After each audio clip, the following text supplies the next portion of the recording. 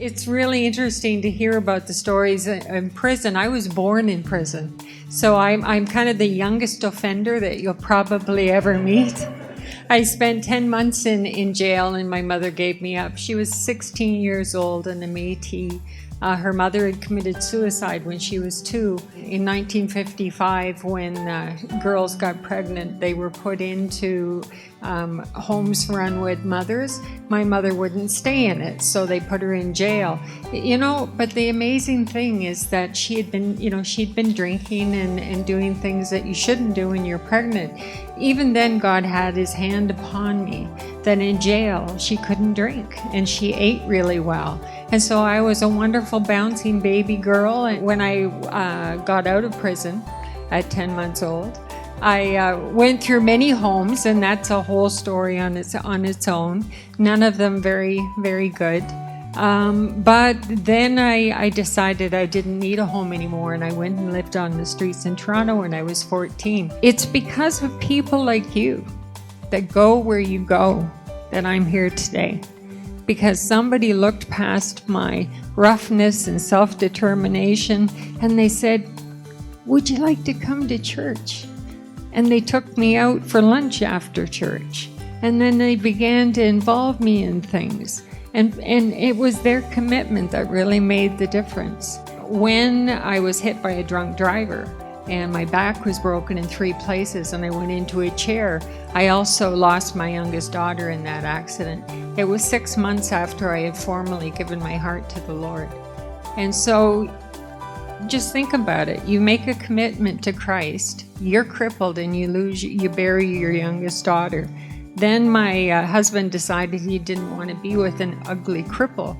So that was the next advancement in my Christian walk.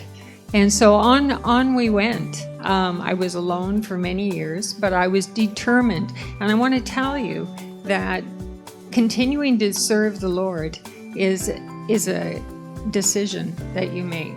Regardless what happens, I was determined to be glad in it. I got a phone call from the reserve next door, and she asked if I'd take her 2-day-old baby, that nobody wanted her. And I said, "Oh, glory. God, is this really you?" And but we took her, and Lori is now 18 and as much mine as if I birthed her myself. I want to tell you that the Lord brought into my life the greatest blessing that I have in the form of a wonderful man sitting back there who is a chaplain in long-term care.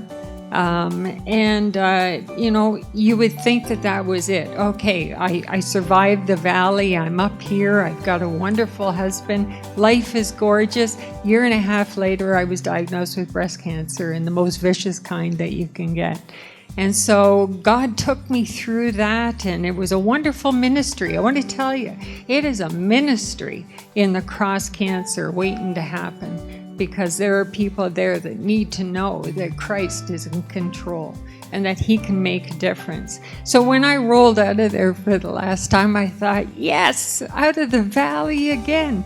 And next year I got meningitis, and it took my left side or my right side out so that I couldn't even hold a brush to comb my own hair. With the meningitis, it started to shut down my breathing, my swallowing. They had me slated for ICU. They wanted to know what my personal directive said. Should they keep me alive or not? And I said, give me till the morning. The doctor said, I don't think you've got till the morning. We're going to have to really intervene here if you're going to live. And I said, well, thank goodness you're not my doctor. And so I just said, Lord, if there's one more person walking on this earth that needs to hear that you can use me to share the good news with, then you have to keep me alive.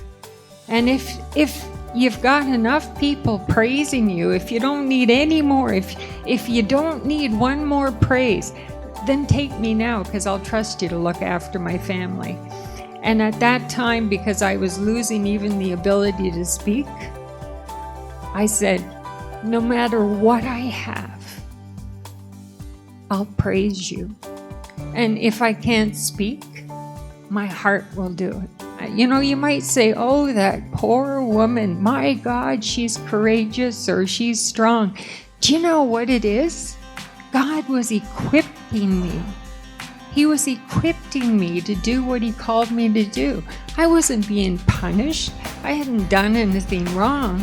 From my chair, you would not believe how soft hearts can get when you talk to them. I go and I do church with my husband in long-term care.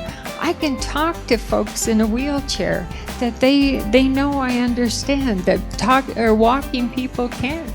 And so the Lord has given me that opportunity to do that. What a blessing to be able to do that. And I can talk to people who have lost a child because I know what that's like, but I also know that what I lost is to be found again.